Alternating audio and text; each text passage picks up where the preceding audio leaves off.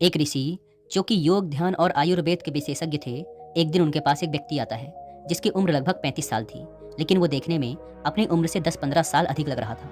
वह ऋषि के पास आया, उन्हें प्रणाम किया और बोला, मुनिवर, मेरी उम्र तो बढ़ रही है, लेकिन मेरा शरीर मेरी उम्र की तुलना में कई गुना तेजी से बुढ़ापे की तरफ जा रहा है। मेरी त्वचा में झुर्रियां पड़ने लगी हैं, आंखों के नीचे काले घेरे आ गए हैं, आंखों की रोशनी भी कम होती जा रही है, बाल झड़ने और सफेद पड़ने लगे हैं और शरीर व हड्डियों में भी कमजोरी महसूस होने लगी है। अपने शरीर की ऐसी हालत को देखकर मुझे बहुत अधिक चिंता होती है। मैं यह सोचकर परेशान रहता हूँ कि क्या मैं समय से पहले ही बूढ़ा होकर इस दुनिया से चला जाऊंगा। मुनिवर, आप तो योग, ध्यान और आयुर्वेद के बहुत बड़े विशेषज्ञ माने जाते हैं। कृपया मुझे मेरी इस समस्या का कोई समाधान बताइए। उस व्यक्ति की पूरी समस्या को ध्यान से सुनने के बाद ऋषि ने कहना शुरू किया, आज मैं तुम्हें 5 ऐसे तरीके बताऊंगा जो तुम्हारी उम्र को रोक सकते हैं या उसे बहुत धीमा कर सकते हैं, जिससे तुम ज़्यादा उम्र के बाद भी कम उम्र के दिखोगे। लेकिन उससे पहले ये बात समझो कि हमारे विचारों और हमारे शरीर का सीधा संबंध होता है। हजारों सालों पहले हमारे पूर्वजों ने एक बात कही है कि लोग इसीलिए बूढ़े होकर मरते हैं क्योंकि उन्होंने दूसरे लोगों को बुढ़ापे में मरते देखा है। तो अगर हम अपने दिमाग से ये बात निकाल दें, ये मानना छोड़ दें कि एक निश्चित उम्र के बाद ये बीमारी हो जाती है, त्वचा में झुर्रियां आनी शुरू हो जाती हैं, अगर तुम ये सब देखना छोड़ दो तो तुम अपने शरीर को सबसे अलग कर पाओगे और सबसे अलग स्वास्थ्य भी हासिल कर पाओगे। असल में हमारी 99% बीमारियां हमारे बुढ़ापे की वजह से नहीं होती हैं। अगर तुम ध्यान से देखो तो पाओगे कि ज़्यादातर लोगों की मृत्यु सिर्फ इसलिए नहीं होती है कि उनकी एक निश्चित उम्र हो चुकी है और उनके शरीर ने काम करना बंद कर दिया है और उनकी मौत हो गई। ज़्यादातर मौकों पर लोगों की मृत्यु का कारण उनकी उम्र नहीं, बल्कि उनके शरीर के किसी आंतरिक अंग का काम न करना या फिर किसी बड़ी बीमारी का हो जाना होता है। संक्षिप्त में कहें तो उम्र और मृत्यु का कुछ खास गहरा संबंध नहीं होता है। आमतौर पर लोगों की धारणा है कि 30 की उम्र के बाद मोटापा बढ़ना, चेहरे की चमक होना, त्वचा में झुर्रियां पड़ना, शरीर और हड्डियों का कमजोर होना एक आम बात है। यानी कि लोग मान लेते हैं कि उम्र बढ़ने के साथ उनके शरीर में ये सारी परेशानियां और कमियां आएंगी ही। लेकिन क्या तुम्हें पता है कि हर साल उम्र बढ़ने पर उसका हमारे शरीर पर असर सिर्फ 1% जितना ही होता है। यानी कि 99% हमारे शरीर को उम्र के साथ कोई लेना देना होता ही नहीं है। लेकिन हम अपने दिमाग में उस 1% को लेकर इतना बड़ा बना देते हैं कि हमें लगता है कि उम्र बढ़ने का हमारे शरीर पर बुरा असर होना ही है। हमारे शरीर में कुछ चीजें ऐसी होती हैं जो कभी बूढ़ी होती ही नहीं है, और वो क्या है पता है? हमारी भावनाएं। ये कभी बूढ़ी नहीं होती जब तक हम इन्हें ना बनाएं। हमारी पहचान, हमारा आत्मसम्मान, हमारी मानसिक स्थिति, हमारे गुण, हमारा व्यक्तित्व, हमारी चतुरता और बुद्धिमत्ता, ये कभी बूढ़े नहीं होते।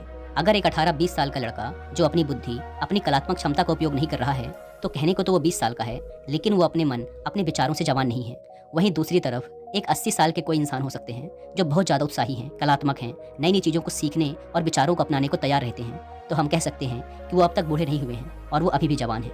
अगली चीज़ है पानी। हमारा शरीर 70% पानी से बना है और पानी को हम कभी भी पुराना नहीं मानते। तो इसका मतलब है कि हमारे शरीर का 70% हिस्सा हर दिन नया होता जा रहा है। तो फिर बुढ़ापे को इतना महत्व क्यों देना? देखो, हम इंसानों की 3 तरह की उम्र होती है। पहली उम्र जो समय बीतने के साथ बढ़ती है, जिसे ज़्यादातर लोग अपनी असली उम्र मानते हैं, जैसे तुम्हारी उम्र 35 साल है। दूसरी उम्र है शारीरिक उम्र, यानी कि हमारा शरीर किस उम्र के व्यक्ति की तरह कार्य कर रहा है। जैसे कि अगर किसी व्यक्ति की उम्र 50 साल है, लेकिन अगर उसका शरीर 30 साल के व्यक्ति की तरह कार्य कर रहा है, तो हम कहेंगे कि है तो वो 50 साल का, लेकिन उसकी शारीरिक उम्र 30 साल ही है। और इसका उल्टा भी सही है। और तीसरी उम्र जो कि सबसे ज़्यादा मायने रखती है, वो है हमारी मानसिक उम्र। मानसिक उम्र का मतलब है कि व्यक्ति अपने दिमाग, अपने विचारों में कितना जवान है। जैसे कुछ लोग हैं तो जवान, लेकिन वो अपने दिमाग, अपने विचारों में बूढ़े हो चुके हैं, तो उनके जवान होने का कोई मतलब नहीं। और अगर कोई बूढ़ा है लेकिन उसका दिमाग जवान है, तो वो हमेशा जवान रह सकता है और एक स्वस्थ और लंबा जीवन जी सकता है। ऋषि ने आगे कहा, अगर तुम खुद को शारीरिक और मानसिक रूप से हमेशा जवान रखना चाहते हो और अपने बुढ़ापे की गति को धीमा करना चाहते हो, तो इन 5 आदतों को तुम्हें अपनाना ही पड़ेगा। जिसमें से पहली आदत है वर्तमान में रहो। वर्तमान के पलों को जीना, ये इतना शक्तिशाली तरीका है जिसका कोई जवाब नहीं। देखो, समय का आभास हमें तभी होता है जब हम या तो भविष्य में होते हैं या फिर अतीत में। अगर हम पूरी तरह से वर्तमान के पलों के साथ एक हैं, तो हमें समय का पता ही नहीं चलेगा। अभी तुम मेरे सामने बैठे हो और अगर इस पल तुमसे कोई पूछे कि क्या परेशानी है, तो असल में कुछ भी नहीं है। इंसान अगर अतीत के दर्द को याद करे या फिर भविष्य के डर को याद करे, तभी परेशानी आती है, जीवन में भी और शरीर में भी। लेकिन अगर व्यक्ति वर्तमान में आ जाए तो कुछ है ही नहीं। बस तुम इस बात को समझो कि तुम जितना अतीत या भविष्य में रहते हो, तुम उतनी ही तेजी से अपनी शारीरिक उम्र को बढ़ाते हो, लेकिन जितना तुम वर्तमान में रहोगे उतने ही जवान रहोगे। तो अगर तुम काम करते करते अतीत के पश्चाताप और भविष्य की चिंताओं में खोए रहते हो, तो याद रखो कि तुम जवानी से दूर जा रहे हो और बुढ़ापे के नजदीक आ रहे हो। हमारे दिमाग के अंदर हर पल इतनी सारी क्रियाएं हो रही हैं जो इस बात पर निर्भर करती हैं कि हम इस पल क्या कर रहे हैं और क्या सोच रहे हैं, क्योंकि विचारों का शरीर की आंतरिक क्रियाओं से सीधा संबंध होता है।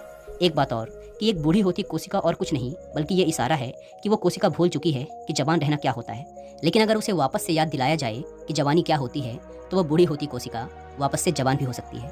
और एक बात हमेशा याद रखो कि तनाव हो या तनाव भरी यादें, दोनों का असर हमारे शरीर पर एक जैसा ही होता है। तो अगर भले ही अभी तुम्हारे जीवन में कोई तनाव नहीं है, लेकिन अगर तुम किसी पुरानी बात को अभी तक लेकर बैठे हो जो तुम्हें उस समय भी परेशान कर रही थी और अब भी कर रही है, तो तुम्हारा शरीर और भी ज्यादा बूढ़ा और बीमार होता चला जाएगा। बुढ़ापे का मतलब सिर्फ झुर्रियां या कमजोरी नहीं है। बुढ़ापे का मतलब है कि तुम्हारा शरीर उतना अच्छे से काम नहीं कर पा रहा है।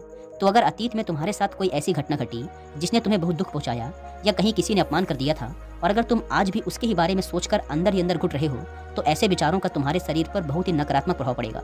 भले ही वो असल तनाव नहीं बल्कि तुम्हारे अतीत की बुरी यादें हैं, लेकिन वो भी तुम्हें उतना ही नुकसान पहुंचाएंगी जितना असल जिंदगी का तनाव पहुंचाता है।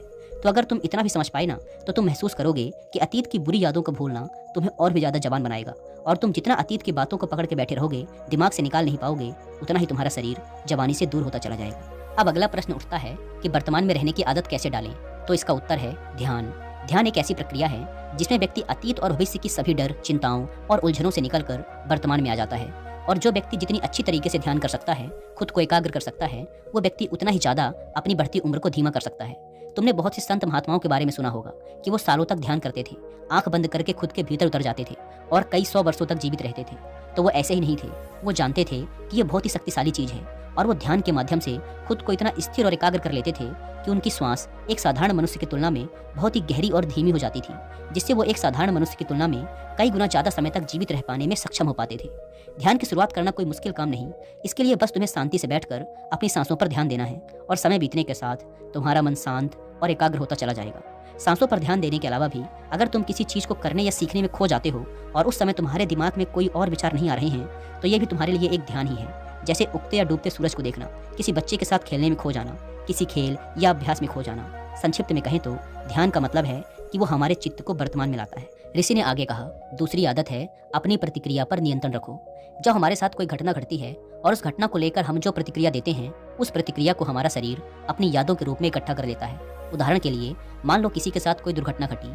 अब उस दुर्घटना को वो किस तरह से लेता है और प्रतिक्रिया क्या देता है, इस पर निर्भर करेगा कि उस दुर्घटना का उसके दिमाग और शरीर पर क्या असर पड़ेगा। मान लो उस दुर्घटना के बाद वो व्यक्ति बहुत ज्यादा डर, सदमे और तनाव से भर जाता है और दिन भर बस उस दुर्घटना के बारे में ही सोचता रहता है, तो ये विचार उसके शरीर को बहुत बुरी तरीके से नुकसान पहुंचाएंगे।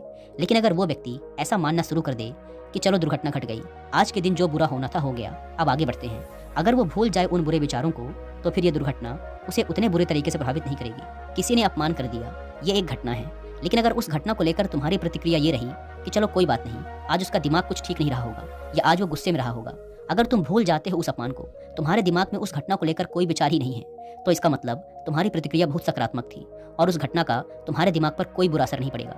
लेकिन अगर 5 साल पहले किसी ने कुछ बोला था और तुम आज भी उसे दिमाग में लेकर घूम रहे हो, तो जो अपमान हुआ था उसने तो तुम्हारा उतना नुकसान नहीं किया जितना उस विचार ने किया जिसे तुम 5 साल से अपने अंदर रोक के बैठे हो और ढो रहे हो। तो तुम्हें अपने प्रतिक्रिया को बदलने की जरूरत है। तुम अपने आसपास होने वाली घटनाओं, चीजों, परिस्थितियों और लोगों को नहीं बदल सकते, लेकिन तुम अपनी प्रतिक्रिया को बदल सकते हो। और जब तुम्हारी प्रतिक्रिया सकारात्मक होगी तो शरीर जवान रहेगा। तीसरी आदत है विश्वास। इस बात का विश्वास कि मैं स्वस्थ हूँ। हो सकता है तुम कभी किसी खराब समय से गुजर रहे हो, तुम्हारा स्वास्थ्य ठीक ना हो या तुम किसी बड़ी बीमारी की चपेट में आ गए हो, लेकिन तब भी तुम्हें इस बात पर पूर्ण विश्वास रखना है कि मैं ठीक हो सकता हूँ और जरूर होऊंगा।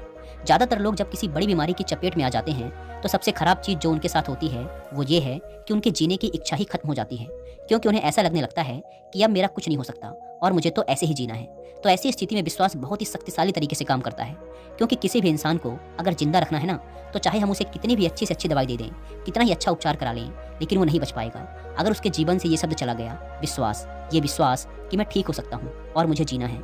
जब तक ये नहीं होगा ना, तब तक उस इंसान को कोई भी दवा, कोई भी उपचार उतना मदद नहीं कर पाएगा। इसीलिए तुम चाहे किसी भी स्थिति में क्यों ना हो, तुम्हारा स्वास्थ्य आज जिस भी स्तर में है, विश्वास करना शुरू करो कि तुम ठीक हो सकते हो और जवान दिख सकते हो। इसी तरह से जल्दी बुढ़ापा और बीमारी आने का दूसरा कारण है जीवन में किसी लक्ष्य, किसी उद्देश्य का ना होना। तुमने देखा होगा कि जो लोग अपनी नौकरी, काम या व्यापार से छुट्टी लेकर या उन्हें अपने बच्चों को सौंपकर अपने बुढ़ापे का आनंद लेने के लिए घर में बैठ जाते हैं, वो अक्सर जल्दी बूढ़े होते हैं और किसी न किसी बीमारी का शिकार हो जाते हैं। ऐसा होता है जीवन में किसी भी उद्देश्य के ना होने के कारण, क्योंकि ऐसा इंसान कहीं ना कहीं अपने दिमाग को ये संदेश देगा कि अच्छा, मेरे जो उपयोगी दिन थे, काम करने वाले दिन थे, वो अब चले गए। तो जब वो इंसान अपने दिमाग में ये बात बैठा लेगा कि अब कोई उपयोगी दिन नहीं आने वाले, तो कहीं ना कहीं वो अंदर से अपनी मौत का इंतजार करने लगता है कि कब मौत आएगी और वो इस दुनिया को अलविदा कहेगा। तो तीसरी सीख ये है कि विश्वास रखो कि तुम स्वस्थ हो और अपने जीवन के अंतिम दिनों तक अपने लिए कोई ना कोई लक्ष्य बनाए रखो। फिर देखना तुम शरीर और मन दोनों से जवान रहोगे, क्योंकि हम अपनी मानसिक उम्र में बदलाव लाकर अपनी शारीरिक उम्र को बदल सकते हैं। चौथी आदत, समय और परिस्थिति के अनुसार बदलना सीखो।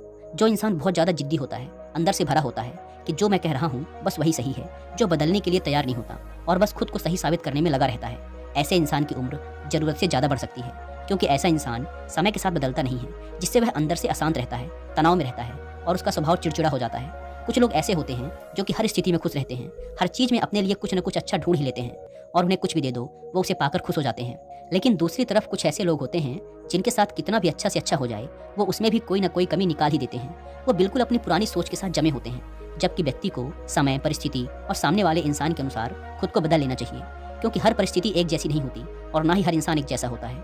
इसीलिए व्यक्ति को पानी की तरह होना चाहिए, जैसे पानी को जिस भी बर्तन में डालो वो उसी का आकार ले लेता है। और जब व्यक्ति इतना लचीला होगा ना तो उसकी उम्र अपने आप ही कम दिखेगी। पांचवी और आखिरी आदत, हर दिन पसीना बहाओ, हर दिन शारीरिक मेहनत करो, फिर चाहे वो व्यायाम के रूप में हो, योगासनों के रूप में या फिर किसी शारीरिक मेहनत वाले काम के रूप में। क्योंकि जब हम किसी भी रूप में शारीरिक मेहनत करते हैं तो यह उम्र के साथ हमारी हड्डियों और मांसपेशियों में जो कमजोरी आती है उसकी गति को धीमा कर देता है।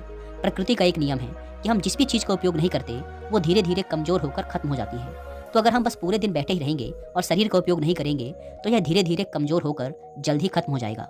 नियमित व्यायाम और संतुलित और पौष्टिक भोजन के सेवन से कोई भी व्यक्ति अपनी शारीरिक उम्र को 20 से 30 साल तक कम कर सकता है, यानी कि 50 साल का व्यक्ति भी 30 साल का लग सकता है।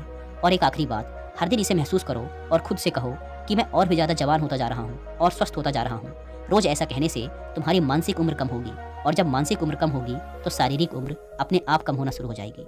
अगर तुम इन 5 आदतों को अपनाओगे तो निश्चित रूप से तुम स्वस्थ रहोगे और अपनी उम्र से काफ़ी जवान दिखोगे। इतना कहने के बाद ऋषि ने अपनी बात समाप्त की। उस व्यक्ति को समझ आ चुका था कि ऋषि उससे क्या कहना चाह रहे थे। उसने उनके सामने ही इन 5 आदतों को अपनाने का प्रण लिया और उनका धन्यवाद कर वहाँ से चला गया। दोस्तों, उम्मीद है कि आपको ये वीडियो